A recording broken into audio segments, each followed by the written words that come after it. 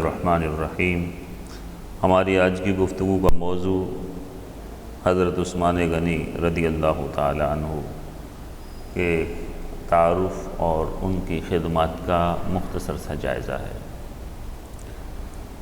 حضرت عثمان غنی رضی اللہ تعالی عنہ آپ بھی قبیلہ قریش ہی سے تعلق رکھتے تھے، لیکن قبیلہ قریش کی شاخ بنو امیہ سے آپ کا تعلق تھا۔ جیسا کہ ہم پہلے بتا چکے، قبیلہ قریش کی مختلف شاخیں تھیں، جیسے حضرت ابوبکر صدیق کا تعلق بنو تمیم سے تھا، حضرت علی کا پیارے نبی کا تعلق بنو ہاشم سے تھا، حضرت عمر فاروق کا تعلق بنو عدی سے تھا، تو حضرت عثمان کا تعلق بنو امیہ سے تھا۔ حضرت عثمان رضی اللہ تعالی عنہ کے والد عفان بن ابی العاص بن امیہ بن عبد شمس تھے، اور عبد شمس جو ہیں یہ عبد المناف کے بیٹے تھے، اور عبد المناف جو ہیں یہ رسول اللہ صلی اللہ علیہ وسلم کے پردادا ہیں۔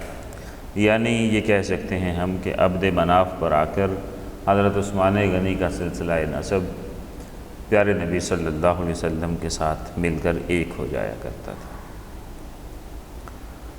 حضرت عثمان غنی وہ عظیم الشان صحابی ہیں جن کو ذو النورین کا لقب ملا۔ آپ عشرہ مبشرہ میں سے ہیں، اور خلافت کا تاج حضرت عمر فاروق کے بعد حضرت عثمان غنی کے سر سجا۔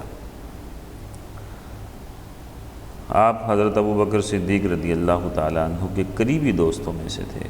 حضرت ابوبکر صدیق ہی کی دعوت پر اسلام قبول کیا، اور قبولیت اسلام میں آپ چوتھے مسلمان ہیں۔ پیارے نبی صلی اللہ علیہ وسلم نے اپنی شہزادی سیدہ رقیہ بنت رسول اللہ صلی اللہ علیہ وسلم کا نکاح حضرت عثمان غنی سے کیا۔ ان کے بطن سے حضرت عبداللہ بن عثمان ایک شہزادے پیدا ہوئے جو بچپن ہی میں انتقال فرما گئے۔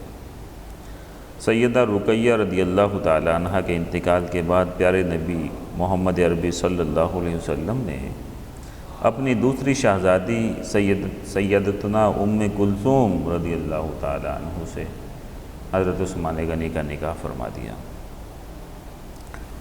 حضرت عثمان غنی نے اسلام کے لیے بہت قربانیاں دیں اور بہت خدمات پیش کیں۔ آپ یہ دیکھ لیں کہ مسلمانوں نے کل اس دور میں 3 ہجرتیں کی، 2 دفعہ ہجرت حبشہ کی طرف اور 1 مرتبہ مدینہ کی طرف۔ تو حضرت عثمان غنی وہ خوش نصیب ہیں جن کے حصے میں تینوں ہجرتوں کی سعادت اللہ کے فضل سے آئی۔ سیدنا عمر فاروق رضی اللہ تعالی عنہ کی شہادت کے بعد آپ کو خلیفہ بنایا گیا۔ 12 سال تک آپ امور خلافت انجام دیتے رہے، اور 35 ہجری میں آپ کو کچھ باغیوں نے شہید کر دیا۔ اس وقت آپ کی عمر 82 سال تھی۔ جنگ بدر کے علاوہ آپ تمام جنگوں میں پیارے نبی صلی اللہ علیہ وسلم کے ساتھ رہے۔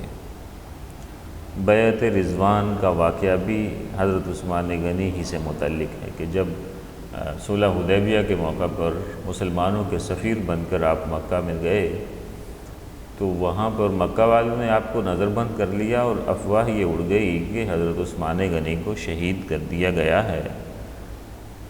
تو مسلمانوں نے نبی کریم صلی اللہ علیہ وسلم کے دست اقدس پر حضرت عثمان غنی کے خون کا بدلہ لینے کے لیے بیعت کی، جسے بیعت رضوان کہا جاتا ہے، اور اللہ تعالیٰ نے بیعت رضوان میں شامل مسلمانوں کے لیے اپنی رضا کا اعلان فرما دیا قرآن کریم میں۔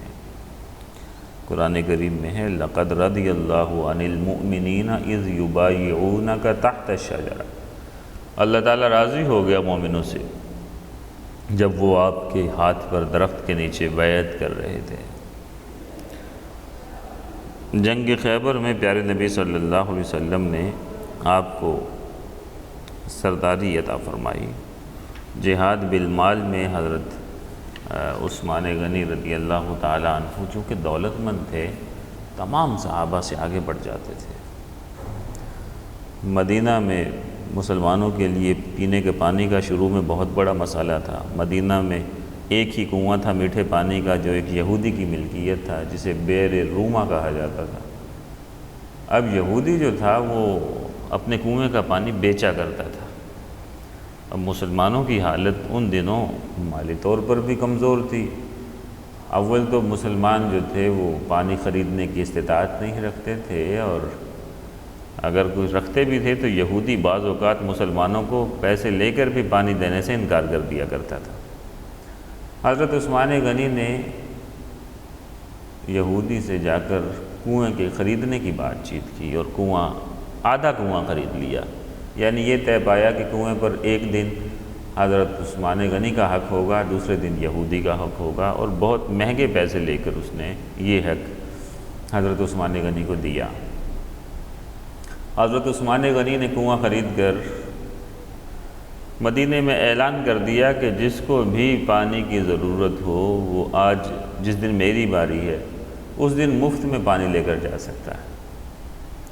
تو نتیجہ اس کا یہ نکلا کہ مدینہ کے سب لوگوں نے اپنی ضرورت کا پانی حضرت عثمان غنی کی باری کے دن بھر لیا۔ اگلے دن یہودی کی باری تھی، وہ پانی بیچنے کے لیے بیٹھا تو کوئی اس سے پانی لینے نہ آیا۔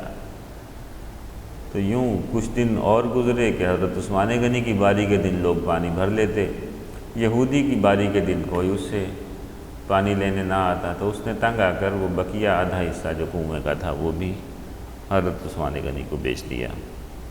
حضرت عثمان غنی نے کنواں خرید کر مسلمانوں کے لیے بلکہ اہل مدینہ کے لیے وقف کر دیا۔ اسی طرح جنگ تبوک میں 1000 آپ نے گھوڑے، ماء، ساز و سامان جنگ میں پیش کیے۔ اس کے علاوہ جو نقد پیسہ آپ نے دیا وہ اس کے علاوہ تھا۔ اسی طرح جو مسجد نبوی تھی اس کی زمین کی قیمت حضرت عثمان غنی نے ادا کی۔ حضرت عثمان غنی اپنے بارے میں فرمایا کرتے تھے کہ اللہ تعالیٰ نے مجھے 10 ایسی چیزیں عطا فرمائی ہیں جو شاید کسی کو نہ دی ہوں۔ فرماتے تھے کہ میں نے 10 چیزیں اللہ کے ہاں امانت رکھی ہیں۔ پہلی چیز یہ کہ میں چوتھا مسلمان ہوں۔ دوسری چیز یہ کہ پیارے نبی صلی اللہ علیہ وسلم نے اپنی 2 شہزادیوں کا نکاح مجھ سے کیا۔ تیسری چیز یہ کہ میں نے زندگی میں کبھی راگ، گانا، باجا یہ چیز نہیں گائی۔ چوتھی چیز کہ میں نے کبھی برائی کی خواہش نہیں کی۔ پانچویں چیز، جب سے میں نے پیارے نبی صلی اللہ علیہ وسلم سے بیعت کی ہے اپنا سیدھا ہاتھ میں نے اپنی شرمگاہ کو نہیں لگایا۔ چھٹی چیز کہ میں ہر جمعہ کو ایک غلام آزاد کرتا ہوں۔ ساتویں چیز یہ ہے کہ اگر کسی جمعہ کو میرے پاس غلام نہیں ہوا آزاد کرنے کو تو میں نے اس کی قضا ادا کی، یعنی بعد میں جب مجھے میسر ہوا تو آزاد کر دیا۔ آٹھویں چیز کہ میں نے کبھی زمانہ جاہلیت میں یا زمانہ اسلام میں چوری نہیں کی۔ نویں چیز کہ کبھی زمانہ جاہلیت یا زمانہ اسلام میں کبھی بھی زنا نہیں کیا۔ اور 10ویں چیز میں نے قرآن شریف کو عہد نبی صلی اللہ علیہ وسلم کے موافق جمع کر دیا۔ حضرت عثمان غنی کو جیسے کہ ہم نے پہلے بتایا کچھ باغیوں نے شہید کر دیا تھا۔ یوم شہادت کو آپ نے فرمایا کہ میں نے آج رات نبی صلی اللہ علیہ وسلم کو خواب میں دیکھا۔ حضرت ابوبکر صدیق اور حضرت عمر فاروق رضی اللہ تعالیٰ عنہ بھی آپ کے ساتھ تھے۔ پیارے نبی صلی اللہ علیہ وسلم مجھے فرما رہے تھے کہ صبر کرو، تم شام کا روزہ ہمارے پاس افطار کرو گے۔ اس کے بعد آپ نے تلاوت قرآن مجید شروع کر دی اور بحالت تلاوت ہی شہید کیے گئے۔ مشہور صحابی حضرت جبیر بن مطعم رضی اللہ تعالیٰ عنہ نے آپ کا نماز جنازہ پڑھایا اور عبداللہ بن زبیر رضی اللہ تعالیٰ عنہ نے آپ کی تدفین کی۔ رات کی تاریکی میں آپ کو جنت البقیع میں دفن کیا گیا۔ حضرت عائشہ صدیقہ طیبہ طاہرہ رضی اللہ تعالیٰ عنہا نے جب شہادت کی خبر سنی تو انہوں نے فرمایا لوگوں نے حضرت عثمان غنی کو شہید کر دیا، حالانکہ وہ تو سب سے زیادہ صلہ رحمی کرنے والے اور اللہ کا خوف رکھنے والے تھے۔ حضرت انس بن مالک رضی اللہ تعالیٰ عنہ فرمایا کرتے تھے کہ عثمان ذو النورین رضی اللہ تعالیٰ عنہ کی موجودگی میں اللہ کی تلوار میان میں تھی، لیکن آپ کی شہادت کے بعد میان سے ایسی نکلی کہ اب قیامت تک برہنہ ہی رہے گی۔ عبد الرحمن بن حاتب کہتے ہیں کہ سیدنا عثمان رضی اللہ تعالیٰ عنہ کے چہرہ مبارک پر حدیث پاک بیان کرتے ہوئے ہیبت و عظمت چھا جاتی تھی۔ آپ منکسر المزاج تھے، عاجزی کرتے تھے، زہد و سخاوت میں مشہور تھے، نرم مزاج، صبر کرنے والے، مستقل مزاجی رکھنے والے تھے، اپنا کام خود کیا کرتے تھے اور ہر جمعہ کو ایک غلام آزاد کیا کرتے تھے۔ حافظہ بہت مضبوط تھا، پاکیزگی کا بہت خیال رکھتے، دن کو روزہ رکھتے اور رات قیام میں گزارتے تھے، رات کے ابتدائی حصے میں آرام فرما لیتے۔ حضرت ابوبکر صدیق رضی اللہ تعالیٰ عنہ کی خلافت میں مدینہ میں قحط پڑا۔ آپ کے ہاں ایک دن ملک شام سے 1000 اونٹ اناج لے کر آئے۔ مدینہ کے تاجروں نے آ کر منہ مانگے پیسے دے کر 10 15 گنا قیمت دینے کی آفر کی کہ یہ غلہ ہمیں بیچ دیں۔ آپ نے فرمایا مجھے اس سے زیادہ منافع ملتا ہے۔ آپ نے یہ سب غلہ مدینے میں ڈھیر لگا کر مدینہ کے فقراء میں تقسیم کر دیا اور فرمایا کہ اللہ تعالیٰ نے 700 گنا منافع دینے کا وعدہ فرمایا ہے۔ اللہ تعالیٰ کی ان نفوس قدسیہ پر رحمت ہو، ان کے صدقے سے ہماری مغفرت ہو، ان کی پاکیزہ زندگی کا صدقہ اللہ تعالیٰ ہمیں بھی اعمال صالحہ اور پاکیزہ زندگی گزارنے کی توفیق عطا فرمائے۔ آمین۔ وآخر دعوانا ان الحمد للہ رب العالمین۔